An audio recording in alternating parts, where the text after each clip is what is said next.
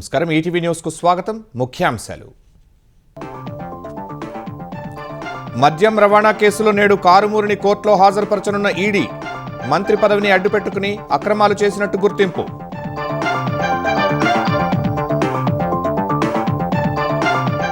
నేడు ఏలూరులో సిపి రాధాకృష్ణన్ చంద్రబాబు పర్యటన నాన్ జీఎంఓ పాప్కార్న్ హైబ్రిడ్ విత్తనాన్ని ఆవిష్కరించనున్న ఉపరాష్ట్రపతి ఏఈ నూకరాజు కుటుంబం ఆత్మహత్య కేసులో సాదిక్ ఖాన్ను కాకినాడకు తరలించిన పోలీసులు నేడు జిల్లా మెజిస్ట్రేట్ ముందు హాజరుపరిచేందుకు ఏర్పాట్లు కొండా సురేఖ చిన్నారెడ్డిపై అధిష్టానానికి పీసీసీ క్రమశిక్షణ కమిటీ నివేదిక ఇద్దరిపై కఠిన చర్యలు తీసుకునే అవకాశం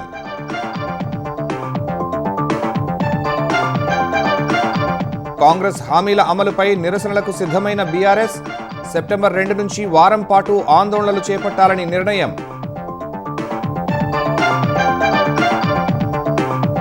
ఎస్ఐఆర్లో భాగంగా తెలంగాణలో నేటి నుంచి ఓటర్లకు నోటీసులు ఒక్కో బూత్ పరిధిలో రోజు 200 మంది పత్రాలు సరిచూసేందుకు ఏర్పాట్లు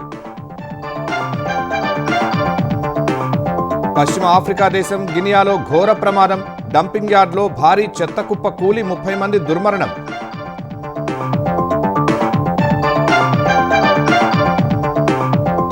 మహిళల హాకీ ప్రపంచ కప్లో భారత్కు నిరాశ ఆసీస్తో తప్పక గెలవాల్సిన మ్యాచ్ డ్రా మెరుగైన గోల్స్తో సెమీస్కు చేరుకున్న కంగారూలు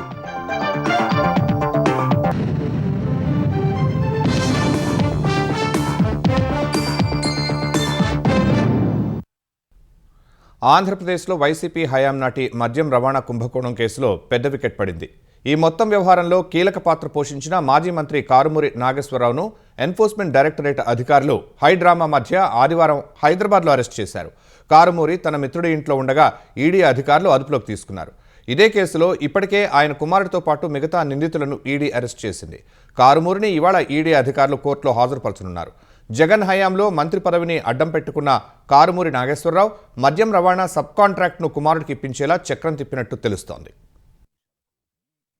వైసీపీ హయాంలో మద్యం పాలసీని అడ్డం పెట్టుకుని వేల కోట్ల కుంభకోణానికి పాల్పడ్డారన్న ఆరోపణలు వెల్లువెత్తాయి ఆ తర్వాత వచ్చిన కూటమి ప్రభుత్వం సిట్ ఏర్పాటు చేసి దర్యాప్తు మొదలుపెట్టింది మద్యం ధరలు ఇష్టారాజ్యంగా నిర్ణయించడం మామూళ్లు ఇచ్చిన సంస్థలకే మద్యం అమ్మకాలకు అవకాశం ఇవ్వడం వంటి అవకతవకలకు పాల్పడ్డ నాటి ప్రభుత్వ పెద్దలు భారీగా కూడబెట్టుకున్నట్లు సిట్ నిగ్గు తేల్చింది ఇది ఒక ఎత్తైతే ఏపీ బ్యావరేజెస్ కార్పొరేషన్ డిపోల నుంచి దుకాణాలకు మద్యం సరఫరాలోనూ వైసీపీ పెద్దలు చేతివాటం చూపారు సిఐడి ఈ రెండు అంశాలపై వేర్వేరుగా కేసులు నమోదు చేయగా వీటి ఆధారంగా ఇందులో నిధుల మళ్లింపునకు సంబంధించి ఈడీ మరో కేసు నమోదు చేసింది ఇలా కొట్టేసిన నిధులు ఎటు వెళ్లాయన్న అంశంపై దర్యాప్తు మొదలుపెట్టింది ఏపీ బ్యావరేజెస్ కార్పొరేషన్ డిపోల నుంచి దుకాణాలకు మద్యం రవాణా కాంట్రాక్టును తొలుత sigma supply chain solutions private limited సంస్థ దక్కించుకుంది దీని నుంచి శ్రీ సుదర్శన్ కన్స్ట్రక్షన్ సంస్థ సబ్ కాంట్రాక్టు తీసుకుంది శ్రీ సుదర్శన్ సంస్థ కారుమూరి నాగేశ్వరరావు కుమారుడు సునీల్ కుమార్దేనని ఈడీ నిర్ధారించింది ఒక్కో కార్టన్కు కిలోమీటర్కు ₹19.68 ఉన్న రవాణా ధరను ₹32.53 పెంచినట్లు ఈడీ గుర్తించింది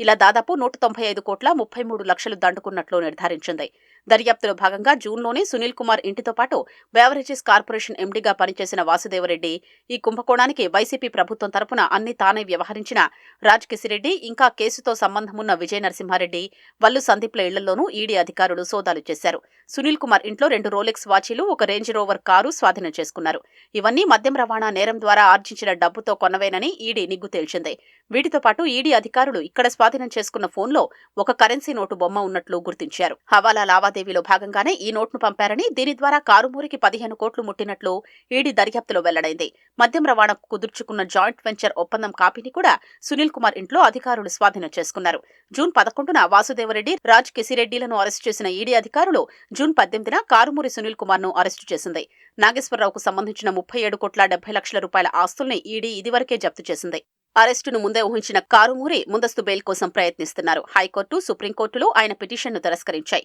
ఇది రాజకీయ కక్ష సాధింపు చర్య అన్న కారుమూరి వాదనల్ని సుప్రీంకోర్టు కొట్టేసింది దీంతో ఏ క్షణమైనా అరెస్టు కావచ్చని భావించిన కారుమూరి కోకాపేటలోని తన ఇంట్లో కాకుండా మజీద్ బండ క్రాస్ రోడ్డులోని షార్క్ హైట్స్ అపార్ట్మెంట్లో తలదాచుకున్నట్లు ఈడీ అధికారులు గుర్తించారు ఆదివారం సాయంత్రం 4:30 గంటల ప్రాంతంలో అక్కడకు చేరుకున్న అధికారులు నాగేశ్వరరావును అరెస్టు చేసి బషీర్బాగ్లోని ఈడీ కార్యాలయానికి తరలించారు అనంతరం గాంధీ ఆసుపత్రికి తీసుకెళ్లి వైద్య పరీక్షలు చేయించారు. అక్కడి నుంచి మళ్లీ ఈడీ కార్యాలయానికి తీసుకెళ్లారు. కారుమూరి నాగేశ్వరరావును ఈ ఉదయం కోర్టులో ప్రవేశపెట్టనున్నారు.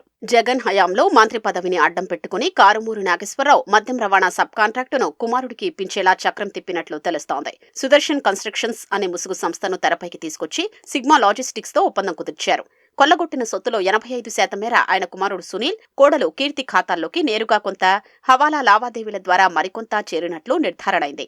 క్యాంపు కార్యాలయాల నిర్వహణ, ఆయన వాహనాల డీజిల్ ఖర్చులు, ఇతర ప్రయాణ ఖర్చులకు ఆ సొమ్మే వెచ్చించినట్లు ఈడీ గతంలోనే తేల్చింది. కారుమూరి అరెస్టులో కలిపి మద్యం రవాణా కుంభకోణం కేసులో అరెస్టైన నిందితుల సంఖ్య 4కు చేరింది. రైతుల పంటకు విలువ జోడించి ప్రాసెసింగ్, బ్రాండింగ్తో మార్కెట్కు తరలించడం ద్వారా వ్యవసాయాన్ని లాభసాటిగా మార్చే ప్రయోగానికి ఏలూరు జిల్లా ముసునూరు వేదిక కానుంది. దేశంలో తొలి నాన్-జీఎంఓ పాప్కార్న్ మెయిజ్ హైబ్రిడ్ విత్తనాన్ని ఉపరాష్ట్రపతి సిపి రాధాకృష్ణన్, ముఖ్యమంత్రి చంద్రబాబు సంయుక్తంగా ఆవిష్కరించనున్నారు. ఏలూరు జిల్లా ముసునూరులో గోర్మే పాప్కార్నికా సంస్థ ఆధ్వర్యంలో జన్యుపరంగా మార్పు చెందని మొక్కజొన్న వంగడాన్ని ఇరువురు నేతలు ఆవిష్కరించనున్నారు. గోర్మే పాప్కార్నికా ప్రస్తుతం దేశవ్యాప్తంగా వేల ఎకరాల్లో పాప్కార్న్ మెయిజ్ సాగుతో వేలాది మంది రైతుల భాగస్వామ్యం కలిగి ఉంది. ముసునూరులోని ప్లాంట్ ఆసియాలోనే అతిపెద్ద పాప్కార్న్ ప్రాసెసింగ్ కేంద్రాల్లో ఒకటిగా నిర్మించారు. దేశంలోని వేలాది సినిమా థియేటర్లకు పాప్కార్న్ సరఫరా చేయడంలో సంస్థ కీలకంగా ఉంది. ముఖ్యమంత్రి చంద్రబాబు ఉదయం క్యాంప్ కార్యాలయం నుంచి బయలుదేరి ముసునూరు మండలం కాట్రేనిపాడుకు చేరుకుంటారు.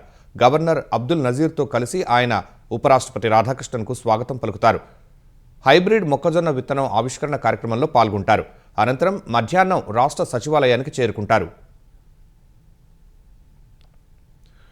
ఖరగ్పూర్ అమరావతి గ్రీన్ఫీల్డ్ హైవే 1107 కిలోమీటర్ల భారీ కారిడార్కు కేంద్రం ఆమోదం తెలిపినందుకు ప్రధాని నరేంద్ర మోదీ, కేంద్ర మంత్రి గడ్కరీకి ఏపీ ప్రజల తరపున సీఎం చంద్రబాబు కృతజ్ఞతలు తెలిపారు. మొత్తం కారిడార్లో 457 కిలోమీటర్లు ఆంధ్రప్రదేశ్ మీదుగా సాగనుండగా రాష్ట్రంలో ఈ ప్రాజెక్టు అంచనా వ్యయం సుమారు 32,000 కోట్లుగా ఉందన్నారు. 4 లేన్ల గ్రీన్ఫీల్డ్ హైవేగా నిర్మించే ఈ రహదారి ఖరగ్పూర్ నుంచి అమరావతిని నేరుగా కలపనుంది.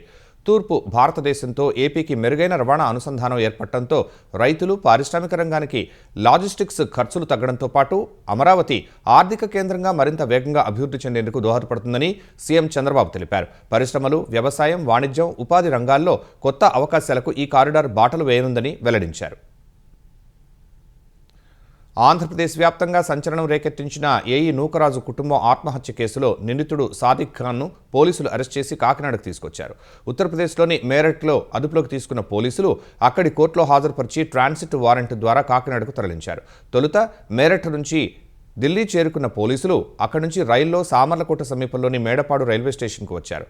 అనంతరం భారీ బందోబస్తు మధ్య పోలీసు వాహనంలో సాదిక్ ఖాన్ను సర్పవరం పోలీస్ స్టేషన్కు తరలించారు. ఉదయం ఫార్మాలిటీస్ పూర్తి చేసిన అనంతరం పోలీసులు అతన్ని విచారించి వైద్య పరీక్షలు నిర్వహించనున్నారు. ఆ తర్వాత జిల్లా మ్యాజిస్ట్రేట్ ఎదుట హాజరుపరచనున్నారు. సాదిక్ ఖాన్ వేధింపులు తట్టుకోలేక ఈ నెల 16న రాత్రి 11:30 గంటల సమయంలో ఏఈ నూకరాజు కుటుంబంతో కలిసి ఆత్మహత్యకు పాల్పడ్డారు. ఈ ఘటనలో ఏఈ నూకరాజు, ఆయన భార్య మీనా, కుమార్తె సౌజన్య మృతి చెందారు. మనవడు కార్తికేయ రెడ్డి ప్రాణాలతో బయటపడ్డాడు. కొండా సురేఖ, చిన్నారెడ్డి వ్యవహారాలపై పీసీసీ క్రమశిక్షణ కమిటీ ప్రాథమిక నివేదిక ఏఐసీసీకి నివేదించింది. ఇరువైపులా ఇచ్చిన వివరణలను, వాస్తవంగా జరిగిన పరిస్థితులను బేరీజు వేస్తూ నివేదిక ఇచ్చింది. నివేదిక ఆధారంగా ఇద్దరిపై అధిష్టానం చర్యలు తీసుకునే అవకాశం ఉంది. మరోవైపు కొండా సురేఖ దంపతులు బెంగళూరులో కాంగ్రెస్ అధ్యక్షుడు మల్లికార్జున ఖర్గేను కలిసి వినతిపత్రం ఇచ్చినట్లు పీసీసీ వర్గాలు పేర్కొన్నాయి. ఈ క్రమంలో ముఖ్యమంత్రి రేవంత్ రెడ్డి హైదరాబాద్కు వచ్చిన తర్వాత రాజకీయ పరిణామాలు మరింత వేగంగా మారే అవకాశాలున్నాయి. తెలంగాణలో కాంగ్రెస్ పార్టీ అంతర్గత విభేదాలకు సంబంధించి 1-2 రోజుల్లో మరింత స్పష్టత వచ్చే అవకాశం కనిపిస్తోంది. ఇప్పటికే మంత్రి కొండా సురేఖ, ఆమె కూతురు కొండా సుస్మిత, ప్రణాళిక సంఘం ఉపాధ్యక్షుడు చిన్నారెడ్డి వ్యవహారాలపై విచారణ చేసిన పీసీసీ క్రమశిక్షణ కమిటీ ప్రాథమిక నివేదిక ఇచ్చినట్లు పార్టీ వర్గాలు చెబుతున్నాయి. శనివారం, ఆదివారం సుదీర్ఘంగా చర్చించిన పీసీసీ క్రమశిక్షణ committee chairman Mallu Ravi, vice chairman Shyam Mohan, ఇతర సభ్యులు అటు చిన్నారెడ్డి వ్యవహారం, ఇటు మంత్రి కొండా సురేఖ వ్యవహారాలకు సంబంధించి వీడియోల్ని పూర్తి స్థాయిలో పరిశీలించారు. వాళ్ల మీద వచ్చిన ఫిర్యాదులు, వారిద్దరూ ఇచ్చిన వివరణల్ని సమగ్రంగా పరిశీలించి చర్చించారు. ఆదివారం చిన్నారెడ్డిపై ఫిర్యాదు చేసిన వనపర్తి ఎమ్మెల్యే మేఘారెడ్డి క్రమశిక్షణ కమిటీ ఎదుట హాజరయ్యారు. చిన్నారెడ్డి ఇచ్చిన వివరణ చూసిన తర్వాత అవన్నీ కూడా కల్పితాలని, వాస్తవాలకు దూరంగా ఉన్న అంశాలని కొట్టిపారేశారు. చిన్నారెడ్డి బీఆర్ఎస్తో జతకట్టి తిరుగుతున్నారని, పార్టీకి నష్టం కలిగించేటట్లు వ్యవహరిస్తున్నారని ఆరోపించారు. ఈ నేపథ్యంలో ఆయనపై పార్టీ క్రమశిక్షణ చర్యలు తీసుకుని వనపర్తిలో కాంగ్రెస్ పార్టీని రక్షించారని విజ్ఞప్తి చేశారు. అవసరమైతే మరోసారి క్రమశిక్షణా కమిటీ ఎదుట హాజరవుతానని మేఘారెడ్డి స్పష్టం చేశారు. అటవీ దేవాదాయ శాఖ మంత్రి కొండా సురేఖ కూతురు సుస్మితా పటేల్ చేసిన వ్యాఖ్యల్ని తీవ్రంగా పరిగణిస్తున్న ఏఐసీసీ సమగ్రంగా విచారణ చేయాలని పీసీసీ క్రమశిక్షణా కమిటీతో పాటు పీసీసీ రాష్ట్ర నాయకత్వానికి సూచించినట్లు తెలుస్తోంది. ఆదివారం మధ్యాహ్నం బెంగళూరులో ఖర్గేను కలిసిన వారిలో కొండా దంపతులు, వారి కూతురు సుస్మితా పటేల్ ఉన్నట్లు పీసీసీ వర్గాలు పేర్కొన్నాయి. ఖర్గేకు మంత్రి కొండా సురేఖ రాష్ట్ర నాయకత్వం వ్యవహరిస్తున్న తీరుపై ఫిర్యాదు చేసినట్లు తెలుస్తోంది. గడిచిన 2-3 రోజులుగా కాంగ్రెస్ పార్టీ అంతర్గత కలహాలతో ఉక్కిరిబిక్కిరవుతోంది.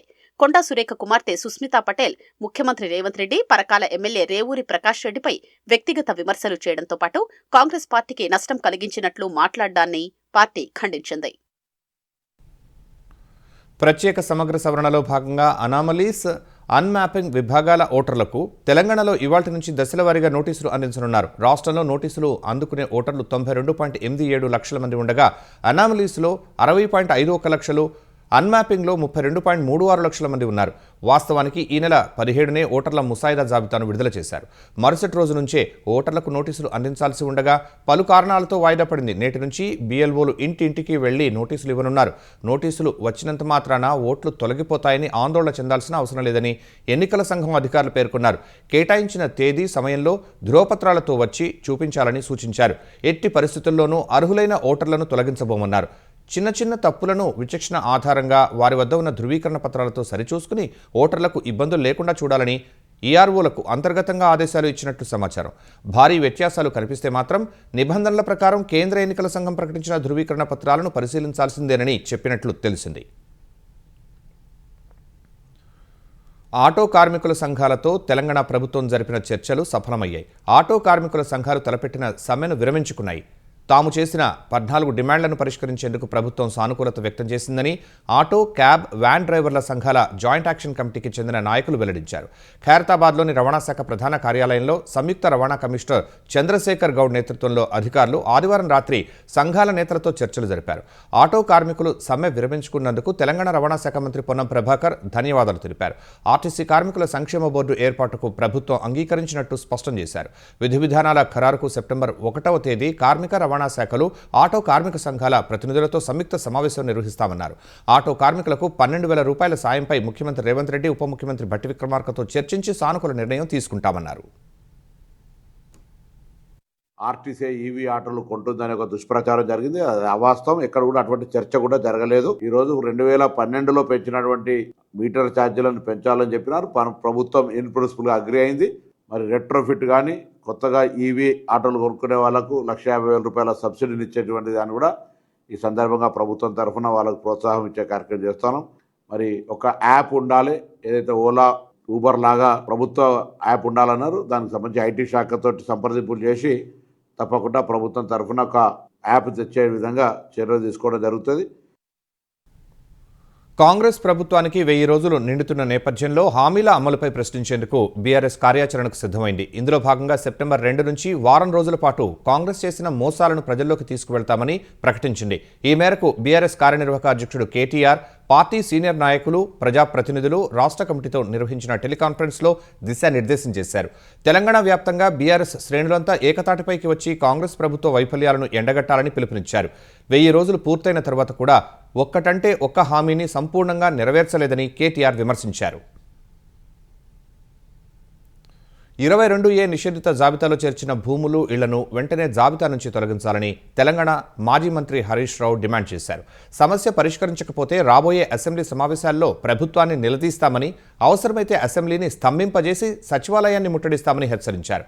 మేడ్చల్ మల్కాజ్గిరి జిల్లా బోడుప్పల్లో నిర్వహించిన సమావేశానికి మాజీ మంత్రి మల్లారెడ్డితో కలిసి హరీష్ రావు హాజరయ్యారు. కష్టపడి నిర్మించుకున్న ఇళ్లను 22A నిషేధిత జాబితాలో చేర్చడంతో బ్యాంకు రుణాలు రావటం లేదని బాధితులు హరీష్ రావు దృష్టికి తీసుకువెళ్లారు. అవసరానికి ఇళ్లు అమ్ముకునే పరిస్థితి కూడా లేకుండా పోయిందని ఆవేదన వ్యక్తం చేశారు. ఈ సందర్భంగా మాట్లాడిన హరీష్ రావు ప్రభుత్వం ప్రజల సమస్యలు పరిష్కరించాల్సింది పోయి కొత్త సమస్యలు సృష్టిస్తోందని ఆరోపించారు. ఎప్పుడో రద్దయిన అర్బన్ ల్యాండ్ సీలింగ్ చట్టాన్ని మళ్లీ తెచ్చి పట్టా భూములను 22A జాబితాలో చేర్చడం ఏంటని ప్రశ్నించారు. ఎవరైనా అమ్మాయి పెళ్లి చేయడానికి ఇల్లు అమ్ముకోవాలన్నా, అత్యవసర ఆరోగ్య పరిస్థితి కోసం ఒక ప్లాట్ అమ్ముకోవాలన్నా, ఒక పిడుగులాగా రాత్రికి రాత్రి 22Aలు పెడితే సామాన్య మధ్యతరగతి ప్రజల పరిస్థితి ఏంటి? ఒక్కొక్క రూపాయి కూడా పెట్టి, ఇక్కడ ఎవరు ఉంటారు పాపం, అందరూ శాలరీస్ ఎంప్లాయీస్, భార్యాభర్తలు ఇద్దరు కష్టపడి చిట్టీలు వేసుకొని ఒక్కొక్క రూపాయి జమ చేసుకొని ఓ ప్లాట్ కొనుక్కొని బ్యాంకులో అప్పు తెచ్చి ఇల్లు కట్టుకుంటారు. ఇవాళ ఏంటి, ఎంత తుగ్లక్ ప్రభుత్వం లాగా మారిపోయింది. తెలంగాణలో ఫీజు రీయింబర్స్మెంట్ బకాయిలను విడుదల చేయాలని డిమాండ్ చేస్తూ బీజేపీ నిరాహార దీక్షకు సిద్ధమైంది. విద్యార్థులకు మద్దతుగా ప్రభుత్వంపై ఒత్తిడి పెంచేందుకు ఇవాళ రేపు నిరాహార దీక్ష చేపట్టనుంది. ఫీజు బకాయి బీజేపీ లడాయి నినాదంతో 2 రోజులు దీక్ష చేయనుంది. బీజేపీ తెలంగాణ అధ్యక్షుడు రామచంద్రరావు ఆధ్వర్యంలో జరిగే దీక్షలో పార్టీ ప్రజాప్రతినిధులు, రాష్ట్ర పదాధికారులు పాల్గొనున్నారు. ఫీజు రీయింబర్స్మెంట్ బకాయిలను విడుదల చేసేలా ప్రభుత్వంపై రాజకీయంగా ఒత్తిడి పెంచడమే ఈ దీక్ష ప్రధాన లక్ష్యంగా బీజేపీ భావిస్తోంది. విద్యార్థుల భవిష్యత్తుకు సంబంధించిన అంశంలో ప్రభుత్వం తక్షణ చర్యలు తీసుకోవాలని డిమాండ్ చేస్తోంది. ఫీజు రీయింబర్స్మెంట్ బకాయిల అంశంపై బీజేపీ ఇప్పటికే రాష్ట్ర వ్యాప్తంగా సంతకాల సేకరణను చేపట్టింది. లక్షలాది మంది నుంచి సేకరించిన సంతకాలను త్వరలో గవర్నర్కు బీజేపీ అందజేయనుంది. వెలిగొండ ప్రాజెక్టు ప్రారంభోత్సవాన్ని ప్రతిష్టాత్మకంగా నిర్వహించేందుకు కూటమి ప్రభుత్వం భారీ ఏర్పాట్లు చేస్తోంది. ఈ నెలాఖరులో వెలిగొండ ద్వారా నల్లమల సాగర్కు కృష్ణా జలాలను విడుదల చేసేందుకు ప్రభుత్వం సిద్ధమవుతోంది. ఈ నేపథ్యంలో వెలిగొండ ప్రారంభోత్సవ ఏర్పాట్లపై మంత్రులు గొట్టిపాటి రవికుమార్, డోలా శ్రీ బాల వీరాంజనేయ స్వామి జిల్లా ఉన్నతాధికారులతో టెలికాన్ఫరెన్స్ నిర్వహించారు. ప్రారంభోత్సవానికి సీఎం చంద్రబాబు హాజరు కానుండగా ఆయనకు ఘన స్వాగతం పలికేందుకు 1,00,000 మందికి పైగా ప్రజలు తరలిరానున్నారని గొట్టిపాటి రవికుమార్ తెలిపారు. పశ్చిమ ప్రకాశం ప్రజల 30 ఏళ్ల కలను సీఎం చంద్రబాబు నిజం చేశారని, ఎన్నికల ముందు ఇచ్చిన హామీ మేరకు మార్కాపురం జిల్లా ఏర్పాటు చేయడం సహా వెలిగొండను పూర్తి చేశారని తెలిపారు. మరోవైపు నిర్వాసితులకు మిగిలిన పరిహారం కూడా చెల్లించి ప్రభుత్వం చిత్తశుద్ధితో ముందుకు సాగుతోందని డోలా శ్రీ బాల వీరాంజనేయ స్వామి అన్నారు. వెలిగొండ పూర్తితో పశ్చిమ ప్రకాశంలో సాగునీటి కష్టాలకు శాశ్వత పరిష్కారం లభించడంతో పాటు వ్యవసాయం, ఆర్థిక అభివృద్ధికి కొత్త ఊపిరి వస్తుందని తెలిపారు. వైసీపీ నేత మాజీ మంత్రి అంబటి రాంబాబు మీద గుంటూరులోని పట్టాభిపురం పోలీస్ స్టేషన్లో మరో కేసు నమోదైంది. సామాజిక మాధ్యమాల్లో సీఎం చంద్రబాబుతో పాటు కూటమి నేతలు, తెలుగుదేశం కార్యకర్తలను ఉద్దేశించి అభ్యంతరకర పోస్టులు పెడుతున్నారని చిగురుపాటి సూర్యనారాయణ ఫిర్యాదు చేశారు. ప్రజల్లో ద్వేషం, అపోహలు, శత్రుత్వం, అసమ్మతి పెంచి ప్రజాశాంతికి భంగం కలిగించేందుకు ప్రయత్నిస్తున్నారని ఫిర్యాదులో పేర్కొన్నారు. అంబటి రాంబాబు మీద చర్యలు తీసుకోవాలని పోలీసులను కోరారు. ప్రాథమిక ఆధారాలను పరిశీలించిన పోలీసులు అంబటి రాంబాబుపై కేసు నమోదు చేసి దర్యాప్తు చేస్తున్నారు. సీనియర్ ఐఏఎస్ అధికారి కె కన్నబాబు కుమారుడి వివాహ రిసెప్షన్ వేడుకకు ఆంధ్రప్రదేశ్ విద్యా, ఐటీ శాఖ మంత్రి నారా లోకేష్ హాజరయ్యారు. హైదరాబాద్ వట్టినాగులపల్లిలోని ఇవెంతారా కన్వెన్షన్లో జరిగిన వివాహ రిసెప్షన్ కార్యక్రమంలో పాల్గొని నూతన దంపతులు రితేష్ సూర్య ప్రీతం, హిమ ఐశ్వర్యలను ఆశీర్వదించారు. పుష్పగుచ్చం అందించి వారికి శుభాకాంక్షలు తెలిపారు. శాప్ ప్రతిష్టాత్మక క్రీడా సంబరం అమరావతి ఛాంపియన్షిప్ 2.0 రాష్ట్ర స్థాయి పోటీలకు తిరుపతి సిద్ధమైంది. నేటి నుంచి ఈ నెల 27 వరకు జరగనున్న పోటీలకు సంబంధించి ఎస్వి ఆర్ట్స్ కళాశాలలో అన్ని ఏర్పాట్లు పూర్తయ్యాయి. ప్రారంభోత్సవానికి మంత్రులు వంగలపూడి అనిత, అనగాని సత్యప్రసాద్, మండిపల్లి రామప్రసాద్ రెడ్డి ఎమ్మెల్యేలు, వివిధ కార్పొరేషన్ల చైర్మన్లు, కలెక్టర్, ఎస్పీలు హాజరు కానున్నారు. 12 క్రీడాంశాల్లో జరిగే ఈ పోటీలకు 26 జిల్లాల క్రీడాకారులు ఆదివారం సాయంత్రానికి తిరుపతి చేరుకున్నారు. 14,000 మంది క్రీడాకారులు, రెఫరీలు, శిక్షకులతో జరిగే ఈ పోటీలను ఆసియా బుక్ ఆఫ్ రికార్డ్స్లో నమోదు కోసం దరఖాస్తు చేసినట్లు శాప్ చైర్మన్ రవినాయుడు తెలిపారు.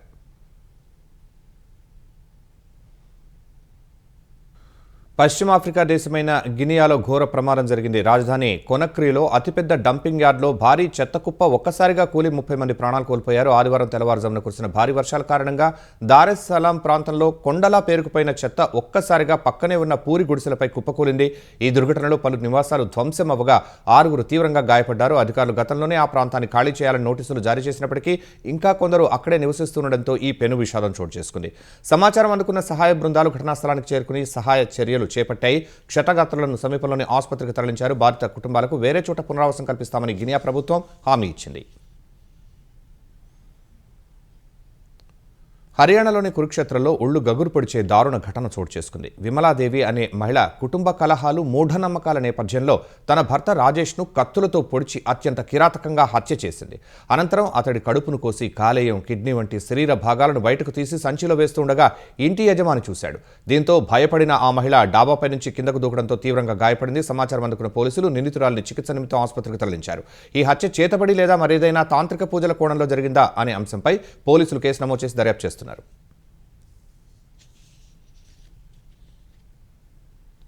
ఉత్తరాఖండ్లోని ఖరాడీ ప్రాంతంలో యమునా నది ఉధృతిలో చిక్కుకున్న ఓ కార్మికుడిని ఎస్డీఆర్ఎఫ్ బృందం కాపాడింది. రోప్ల సాయంతో జాగ్రత్తగా బయటకు తీసుకొచ్చింది. బీహార్కు చెందిన సుజీత్ యాదవ్ అనే కూలీ ఆదివారం యమునా నదిలో స్నానం చేస్తుండగా ప్రమాదవశాత్తు కాలు జారి వేగంగా ప్రవహిస్తున్న నీటిలో కొట్టుకుపోయాడు. అయితే ప్రాణాలు కాపాడుకునే క్రమంలో అతడు నది మధ్యలో ఉన్న ఒక బండరాయిని పట్టుకుని దానిపైకి ఎక్కాడు.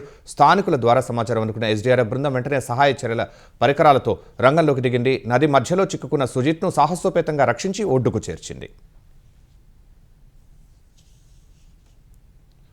మహారాష్ట్రలోని జల్గావ్ జిల్లా కన్నడ్ఘాట్ రోడ్లో త్రుటిలో ఘోర ప్రమాదం తప్పింది. ఛత్రపతి సంభాజీనగర్ నుంచి గుజరాత్లోని సూరత్కు 49 మంది ప్రయాణికులతో బయలుదేరిన ఆర్టీసీ బస్సులో ఘాట్ రోడ్డు మలుపు వద్దకు రాగానే అకస్మాత్తుగా సాంకేతిక లోపం తలెత్తింది. నియంత్రణ కోల్పోయిన బస్సు రోడ్డు పక్కనే ఉన్న రక్షణ గోడను బలంగా ఢీకొట్టి నిలిచిపోయింది. ఆ గోడకు ఆనుకుని దాదాపు 400 అడుగుల లోయ ఉండడంతో బస్సులోని ప్రయాణికులు తీవ్ర భయాందోళనకు గురయ్యారు. ప్రాణభయంతో కిటికీల గుండా బయటకు దూకే ప్రయత్నం చేశారు. అయితే డ్రైవర్ అత్యంత సమయస్ఫూర్తితో వ్యవహరించి వాహనాన్ని లోయలోకి జారిపోకుండా అదుపు చేయడంతో పెను ముప్పు తప్పింది. ఈ ఘటనలో పలువురికి స్వల్ప గాయాలైనప్పటికీ అందరూ సురక్షితంగా బయటపడటంతో అధికారులు ప్రయాణికులు ఊపిరి పీల్చుకున్నారు. మధ్యప్రదేశ్లోని గుణా జిల్లా బినాగాంజ్ సమీపంలో పామాయిల్ లోడ్తో వెళ్తున్న ఓ ట్యాంకర్ అదుపు తప్పి బోల్తా పడింది. ఈ ప్రమాదంతో ట్యాంకర్లోని నూనె రోడ్డంతా ఏరులై పారింది. సమాచారం తెలుసుకున్న స్థానికులు బకెట్లు, డబ్బాలు, బిందెలతో ఘటనా స్థలానికి పరుగులు తీశారు. రోడ్డుపై కారుతున్న పామాయిల్ను పట్టుకునేందుకు జనం పెద్ద ఎత్తున ఎగబట్టడంతో అక్కడ తీవ్ర తోపులాట, గందరగోళం నెలకొంది. ఈ ఘటన కారణంగా ఆ మార్గంలో కాసేపు ట్రాఫిక్ అంతరాయం ఏర్పడింది. విషయం తెలుసుకున్న పోలీసులు వెంటనే అక్కడికి చేరుకుని జనాన్ని చెదరగొట్టి పరిస్థితిని అదుపులోకి తెచ్చారు. జాతీయ భద్రతా సలహాదారు అజిత్ డోబాల్ నేడు బీజింగ్ వెళ్లనున్నారు. రేపు జరిగే 25వ విడత సరిహద్దు ప్రత్యేక ప్రతినిధుల చర్చల్లో భాగంగా చైనా విదేశాంగ మంత్రి వాంగ్ యీతో సమావేశం కానున్నారు.